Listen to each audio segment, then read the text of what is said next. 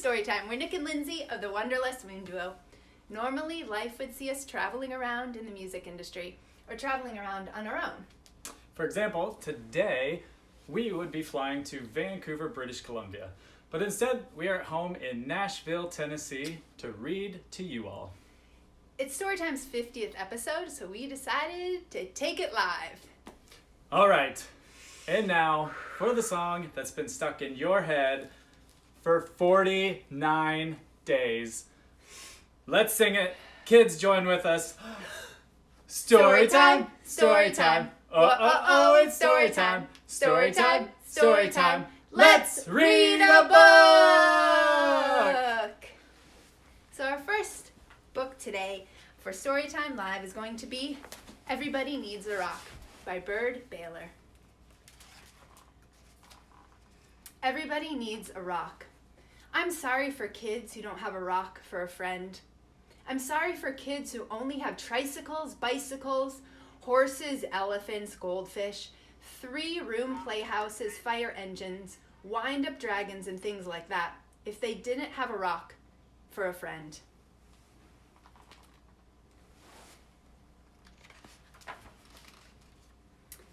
That's why I'm giving them my own 10 rules for finding a rock. Not just any rock, I mean a special rock that you find for yourself and keep as long as you can, maybe forever.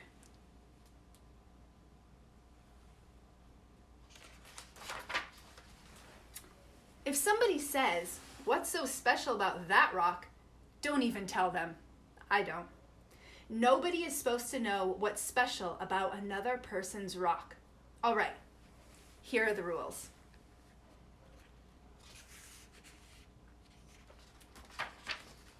Rule number 1. If you can, go to a mountain made of nothing but 100 million small, shiny, beautiful, roundish rocks. But if you can't, any place will do. Even an alley, even a sandy road.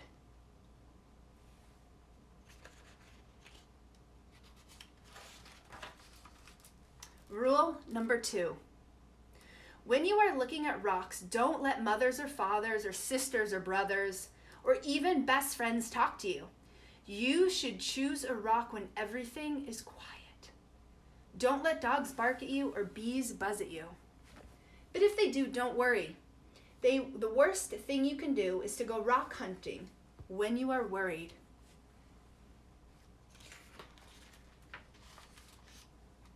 Rule number 3, bend over more, even more. You may have to sit on the ground with your head almost touching the earth.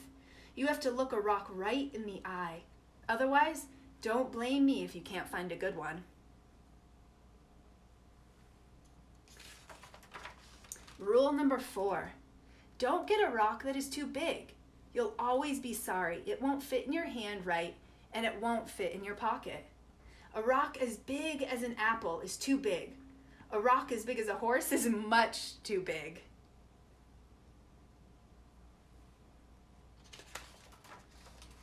Rule number 5, don't choose a rock that is too small.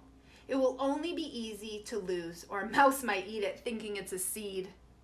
Believe me, that happened to a boy in the state of Arizona.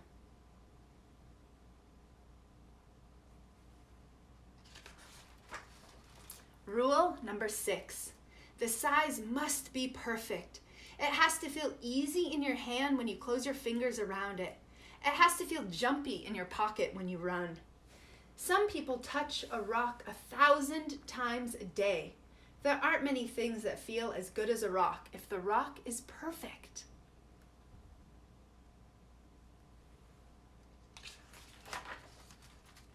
Rule number 7, look for the perfect color.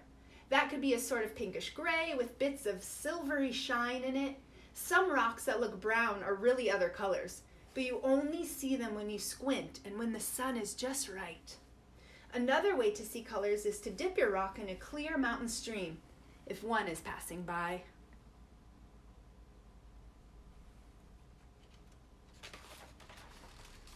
Rule number 6, the shape of the rock is up to you. There's a girl in Alaska who only likes flat rocks.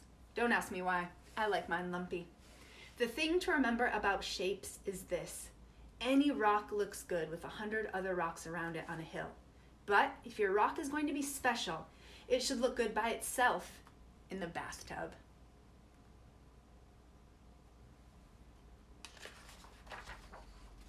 Rule number 9. Always sniff a rock. Rocks have their own smells. Some kids can tell by sniffing whether a rock came from the middle of the earth or from an ocean or from a mountain where wind and sun touched it every day for 1,000,000 years. You'll find out that grown-ups can't tell these things. Too bad for them. They just can't smell as well as kids can.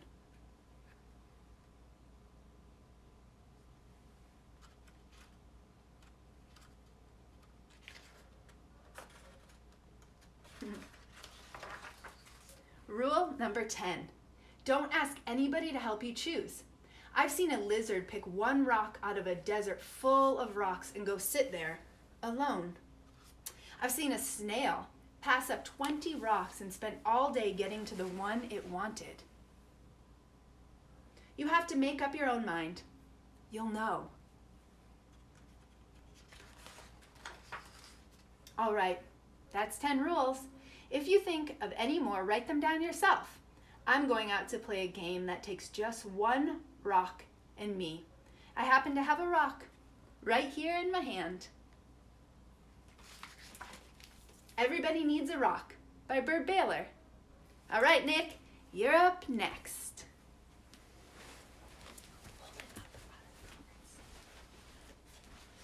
All right. Now we are going to read my No, No, No Day.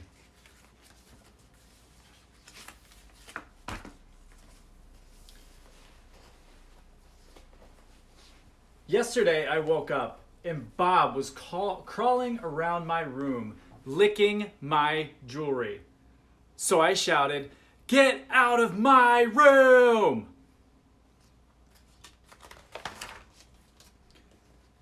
Then I came downstairs and I saw that egg. I cried and said, "I can't eat that." And Mommy said, "You could eat it last week. Look at Bob eating his mashed banana." After the terrible egg, I didn't like my shoes either. So I took them off all by myself, shouting, "No shoes!"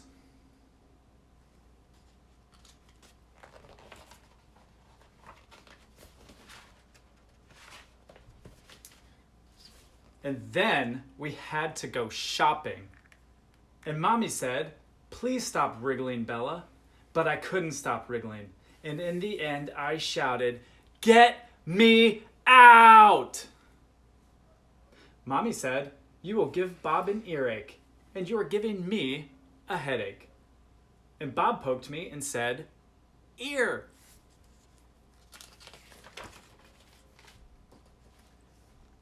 At lunchtime, Sasha and her mommy came to play and have some peanut butter and grapes and a cookie. But my cookie broke!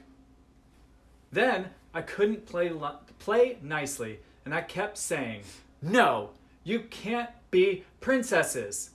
And in the end, Sasha and her mommy went home.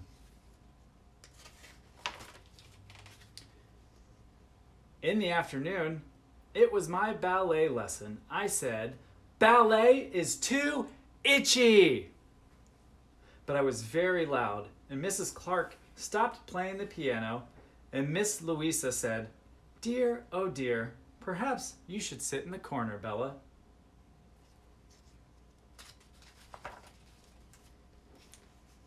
On the way home, we met the lady who lives next door, and she said that Bob was the sweetest thing she'd ever seen all day. And then she said, "And how is Bella?" I was a long way behind, so I had to shout, "I have a hurting foot!" And Mommy said I could keep my voice down. And could I please stop laying on the sidewalk? Then it was time for supper and my bath. But those peas were too hot.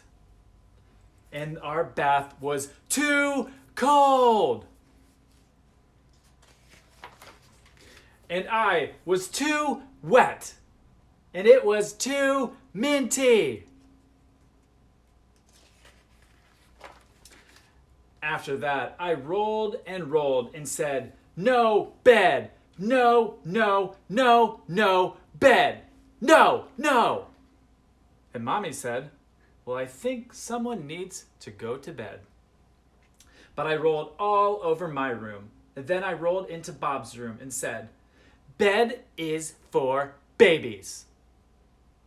And then I yawned. A little yawn. Then I crawled into my room and Mommy said, "Who wants a story?" And I said, "Nobody." But she came into my room anyway, and we cuddled up and had my best story about fairies and cake. Yawn.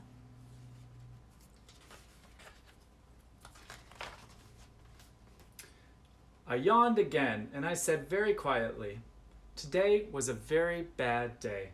Mommy, sorry." And she kissed me goodnight and said, "I know, we all have those days sometimes, but perhaps you will be more cheerful tomorrow." And I was cheerful all day long. See, there I am smiling. There's Bob. Cats are happy. Everybody's happy. And that was my no, no, no day.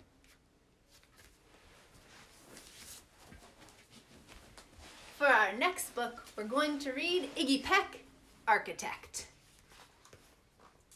Young Iggy Peck is an architect and has been since he was 2, when he built a great tower in only an hour with nothing but diapers and glue.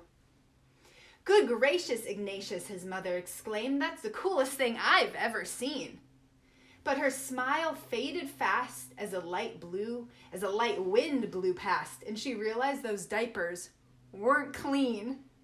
"Ignatius, my son, what on earth have you done that's disgusting and nasty? It stinks."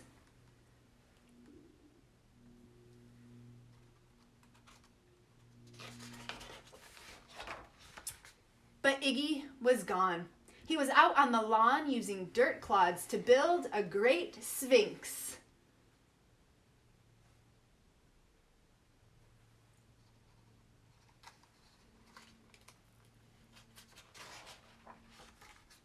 When Iggy was 3, his parents could see his unusual passion would stay. He built churches and chapels from peaches and apples and temples for modeling clay.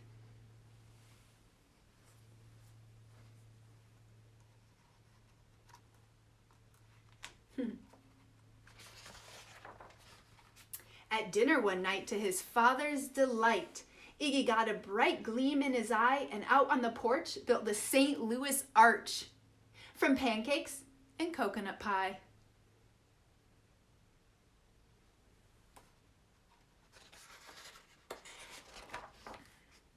Dear Ig had it made until 2nd grade when his teacher was Miss Leela Greer.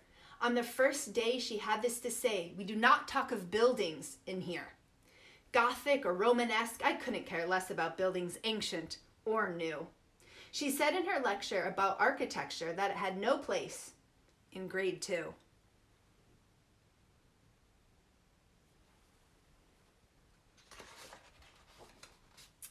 That might seem severe, but she was sincere.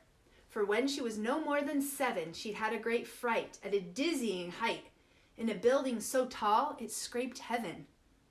On an architect's tour of the 95th floor, young Leela got lost from the group.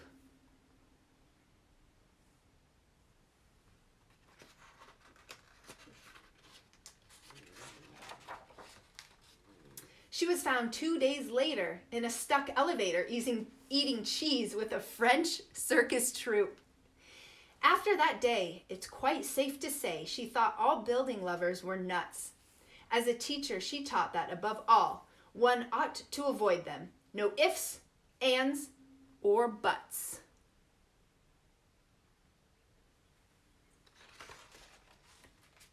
As you might guess, it would cause Iggy stress to hear such terrible talk. But he didn't hear. He sat in the rear while building a castle of chalk. You, Iggy Peck, your desk is a wreck. Tear down that castle right now.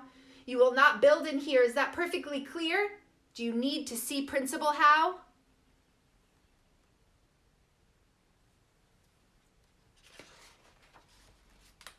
No, ma'am, Iggy said. He lowered his head, and his heart sank down to the floor. With no chance to build, his interest was killed. Now second grade was a bore.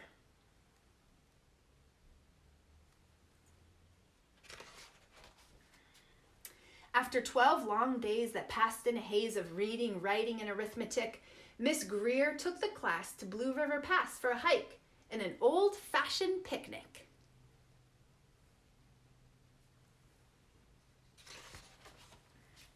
They crossed an old trestle to a small island nestled in the heart of a burbling stream. But they no sooner passed than the footbridge collapsed and Miss Leela Greer started to scream. We're trapped here. Oh my, alas kids, goodbye. Her eyeballs rolled back in her head. She dropped to the ground with a vague groaning sound, luckily fainted, not dead.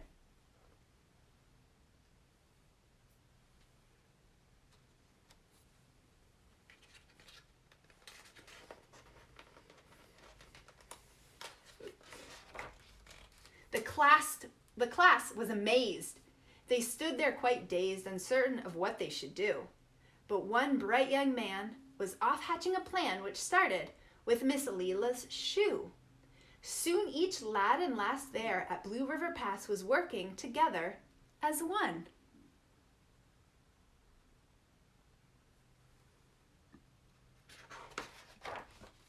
And when she came to, Miss Leela Greer knew that something quite brave had been done. She looked in the air and saw hanging there a structure with tables and braces. And on the far side, beaming with pride, were 17 smiling young faces. Boots, tree roots and strings, fruit roll-ups and things, some of which one should not mention, were stretched ridge to ridge in a glorious bridge dangling from shoestring suspension. I think I see a little pair of underwear up there. It all became clear to Miss Leela Greer as she crossed that bridge over the stream.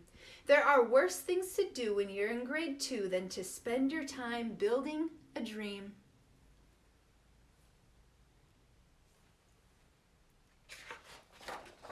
Now, every week at Blue River Creek Elementary in 2nd grade, all the school kids can hear, along with Miss Greer, how the world's greatest buildings were made. The weekly guest speaker in t-shirt and sneakers talks of buildings from Rome to Quebec. Of course, he's a guy who builds towers from pie, that brilliant young man, Iggy Peck. Iggy Peck, architect.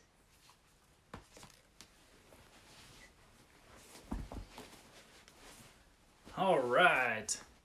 And this awesome book that I'm about to read, Possum Dreams, there's a link pinned.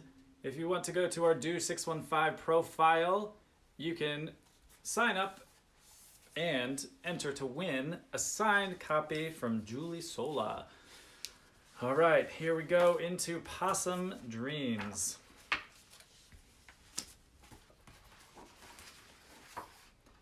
Meet Henry. I know we have a Henry out there watching right now. There's Henry. He has a very active imagination.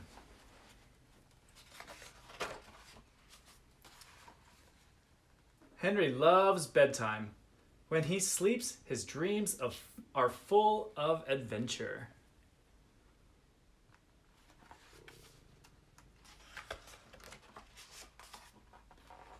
Henry dreams he is riding a motorcycle.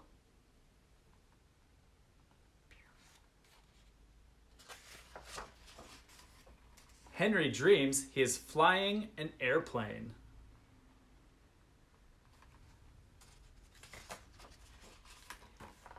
Henry dreams he is parachuting.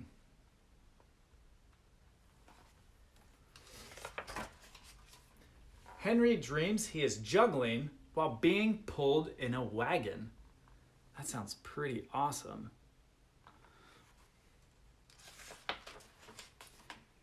Henry dreams he is riding a unicycle.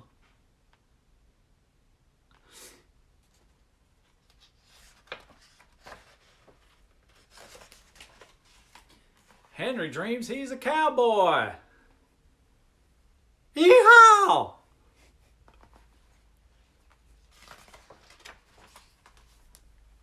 Henry dreams he is swimming underwater.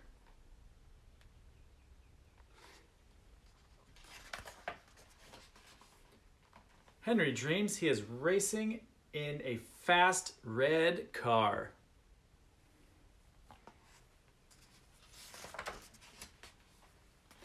Henry dreams he is riding a bike with his best friend.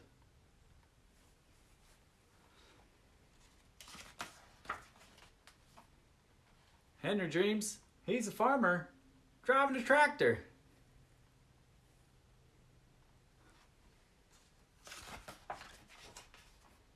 Henry dreams he is singing on stage.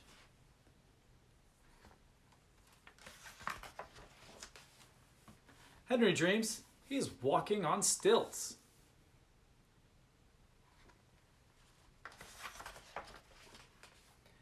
Henry dreams he is sailing on the ocean.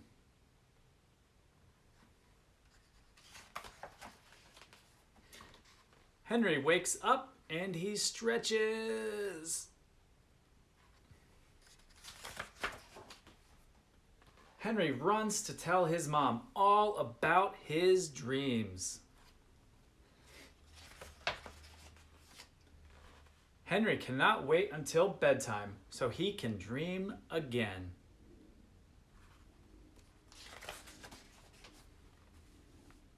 I know it's coming up for some of you, so sweet dreams! And that is Possum Dreams. Again, the link is pinned. Sign up and enter to win your signed copy of that and Run Fast Milo. So we all know, or should know by now, that Mother's Day is tomorrow, or Grandmother's Day also. So in honor of that, I am going to read a new favorite book that we got at a little free library up the street called Llama, Red Pajama. Llama, Red Pajama reads a story with his mama.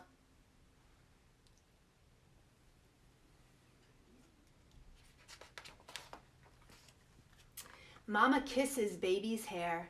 Mama Llama goes downstairs.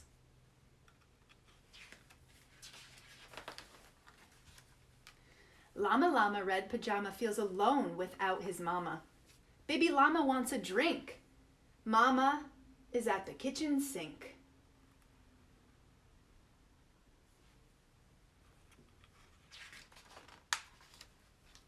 Llama, Red Pajama calls down to his llama mama.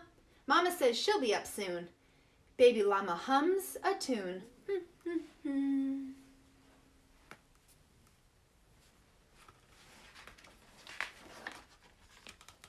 Llama, Red Pajama waiting for his mama. Mama isn't coming yet. Baby Llama starts to fret.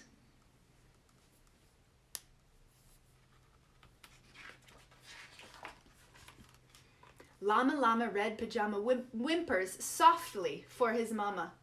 Mama Llama hears the phone. Baby Llama starts to moan.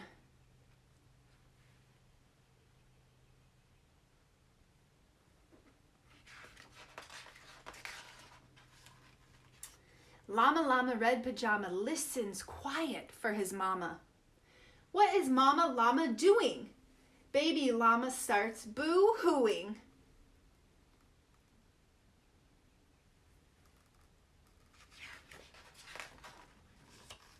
Llama Llama Red Pajama hollers loudly for his mama. Baby Llama stomps and pouts. Baby Llama jumps and shouts.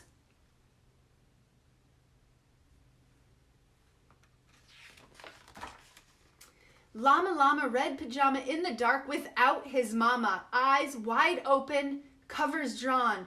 What if Mama Llama's gone?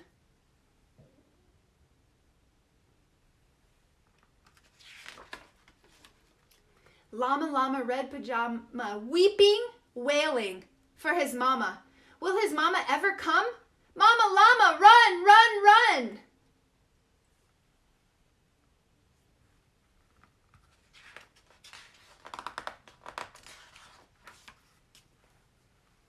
She's running to come to his aid.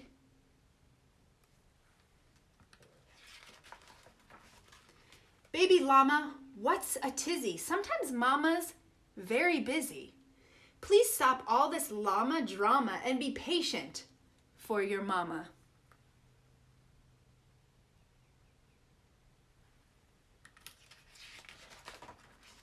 Little llama, don't you know, Mama Llama loves you so. Mama Llama's always near, even if she's not right here.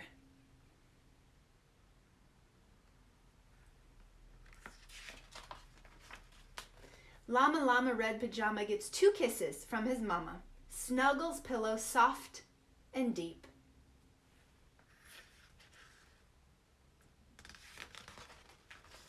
Baby Llama goes to sleep. Llama Llama Red Pajama.